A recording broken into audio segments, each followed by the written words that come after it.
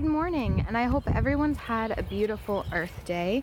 Pretty much everything in the greenhouse has germinated, and there's lots of little sprouts everywhere. So now it's time to take you guys to the field out here, and we'll talk about what's going on out here. Right here, we've got our grapevines. There's 3 of them there, and as you can see, we've kind of cleared out space behind them. The blackberries were kind of invading the grapevine space, and so was all of this honeysuckle. And to the right here is this giant blackberry bush. Now all of this bush is blackberry, and as you can see, it's starting to come back to life quite happily. But there is an invasive vine that's growing up through the center. I don't know if you can kind of pick out which one is the vine there.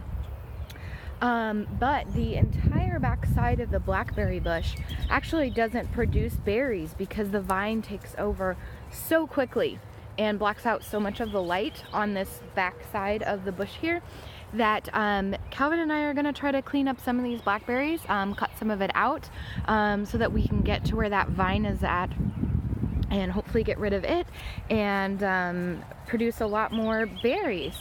So over here we've got, you'll see the stakes out. We've planted some pawpaw trees, and this first pawpaw is the sunflower variety. The next one down is a Wells pawpaw, and the last one down here, which I'm hoping makes it, is just one we got from Baker Creek Seeds, and I probably should have wrote down the variety, but pawpaw is a native species around here. And so you have to look that up. It's a kind of tropical tasting fruit, but it's natural to the area.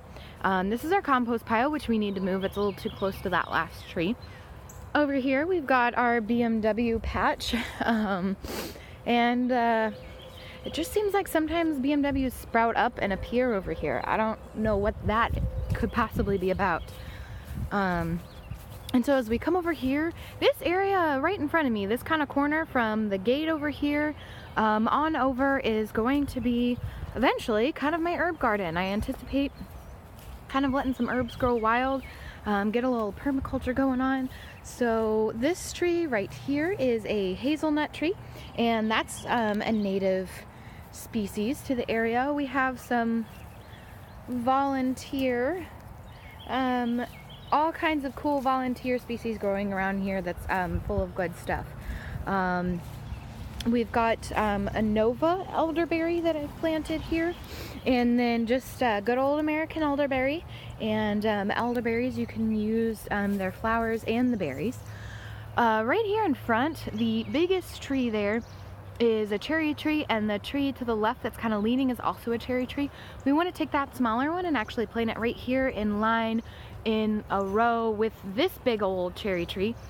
And this cherry tree had that same invasive vine that's trying to take over our blackberries growing on one side of it, and it actually killed the side of the tree to the left. And so we're gonna have to cut that out, but there are beautiful buds on this half of the tree, and so that's gonna keep growing for us. Right here we have our first apple tree. It's a Whitney crab apple tree, and is that, yeah, Whitney crab apple. And then our next tree down is an orange pippin antique variety, and this is an Orleans antique apple.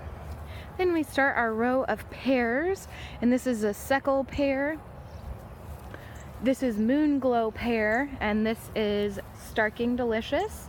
And the apples and pear trees all came from Stark Brothers. And down here we've got red mulberry, which is another species that's native to the area. And you can see it budding. It's quite happy in its new little spot. And back here we've got the shed, this beautiful tree with purple buds. I need to get around to identifying it because it's really, really pretty. And so this area right through here, which I'm kind of standing, a lot of this open space to the left here is where we anticipate actually eventually building garden beds so that we can grow all kinds of different crops and things that we need to kind of grow a little bit more in rows.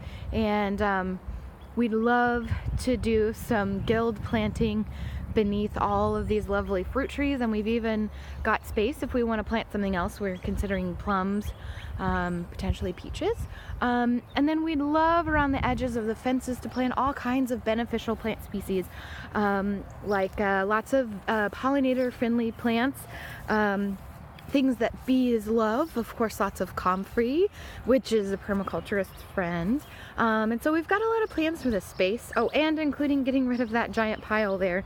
That pile was kind of just a brush pile that's gone from being a pile of brush to now like things are growing up in between it. So we would love to get a nice big fire pit built somewhere around here, kind of in between the blackberry bushes and these trees, and make a neat little space to hang out, and then we'll have a fire pit to try to burn whatever of this that we can't mulch, and then have people over. So this is the space. I think I've pretty well covered everything and then some. I hope your Earth Day yesterday was absolutely beautiful, and let's take a look at these big violets that are growing out here.